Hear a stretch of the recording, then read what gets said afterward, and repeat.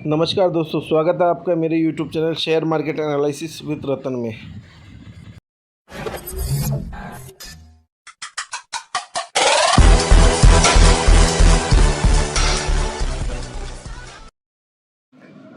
नमस्कार दोस्तों, आज हम प्रारंभ करते हैं कि जो मार्केट आज ये गिरा है बहुत भयंकर है, उसके पीछे के रीज़न थोड़े से हम एनालिसिस करते हैं कि भाई रीज़न क्या रहा।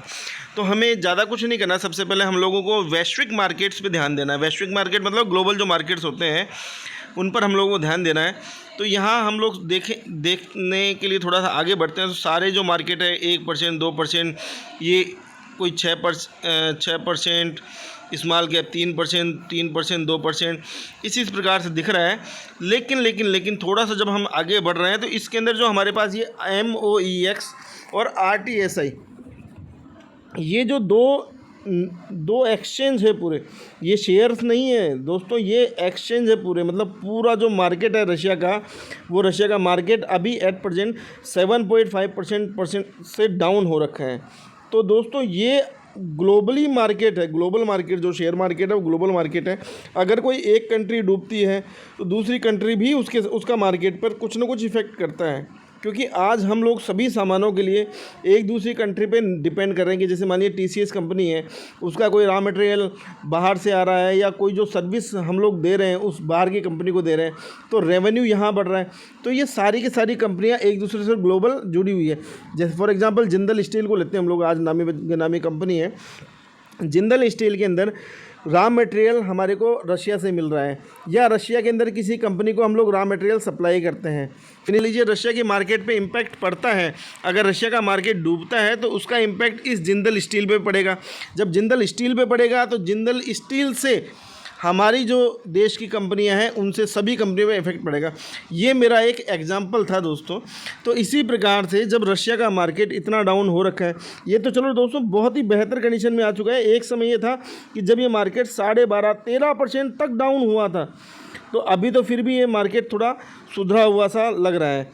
तो जब वैश्विक मार्केट में हम लोग बैठे हैं, जब ग्लोबल मार्केट में हम लोग बैठे हैं, तो एक देश में अगर कुछ ऊपर नीचे हो रहा है तो उसी का इफ़ेक्ट सभी देशों पर पड़ता है।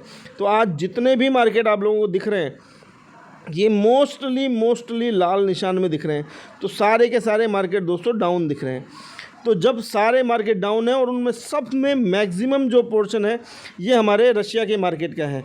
ये जो मैक्सिमम पोर्शन जो डाउन दिख रहा है आपको, ये रशिया का मार्केट है। ये देखिए दोस्तों, अगर मैं इसके चार्ट पैटर्न को देखता हूँ, रशिया वाले जो मार्केट है उसके चार्ट पैटर्न को देखता हूँ, तो दोस्तों ये 12% तक डाउन हुआ है हमारे पास। एक बार तो ये 12% तक डाउन हुआ है। तो मेरा कहने का उद्देश्य दोस्तों यही है कि अगर हम लोग जहाँ बैठे हैं, हम लोग एक ग्लोबल मार्केट में बैठे हैं। जब ग्लोबल मार्केट की हम लोग बात कर रहे हैं तो ग्लोबल मार्केट का मतलब ये है कि एक चीज़ का इफ़ेक्ट दूसरी चीज़ पर पड़ता है।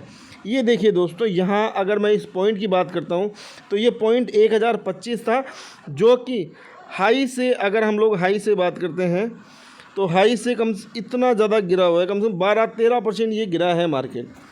तो यही रीज़न है आज मार्केट के गिरने का। तो दोस्तों जब भी हम लोग शेयर मार्केट में इन्वेस्ट करते हैं, हमें फंडामेंटल शेयर्स को ही चूज़ करना चाहिए, ताकि अगर मार्केट गिरे भी तो हमारे पैसे सेफ़ रहें। आशा करता हूँ ऐसे ही बेहतरीन वीडियो के लिए आप बने रहेंगे मेरे साथ, और प्लीज़ चैनल को सब्सक्राइब करें। धन्यवाद।